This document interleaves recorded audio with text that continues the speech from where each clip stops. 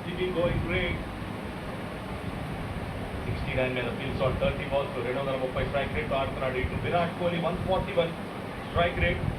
100 runs partnership కూడా. Virat Kohli first cricket partnership first 50 Salt ఆడుతున్నారన్నమాట. 26 balls లోనే వచ్చింది. ఇక లాభం లేదు. హార్దిక్ పాండ్యా బౌలింగ్ వేస్తున్నాడు. హార్దిక్ పాండ్యా 9 రన్స్ ఇచ్చాడు ఫస్ట్ ఓవర్లో. అసలు నాకు చాలా ఇష్టం హార్దిక్ పాండ్యా అంటే. బాల్ వేస్తాడు, అట్లాగే బ్యాటింగ్ చేస్తాడు కదా, ఆల్రౌండరు. నాకు చాలా ఇష్టం అనమాట హార్దిక్ పాండ్యా అంటే. అన్నలా ఫీల్ అవుతాను ఫస్ట్ నేను హార్దిక్ పాండ్యాని చూస్తే. నాకు అలా ఫీల్ వస్తుంది, మన ఇంటి అబ్బాయి లాగా అనిపిస్తుంది అనమాట హార్దిక్ పాండ్యాని చూస్తే.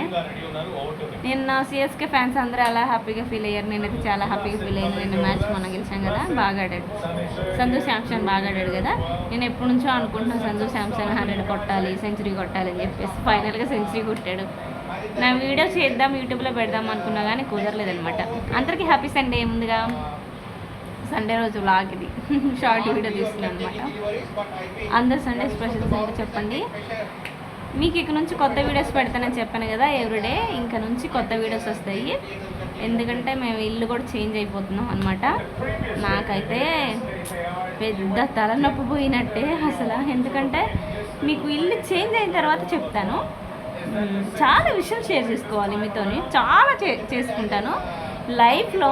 ఫస్ట్ మనం ఎలా ఉండాలి, నాకు ఇదొకటే.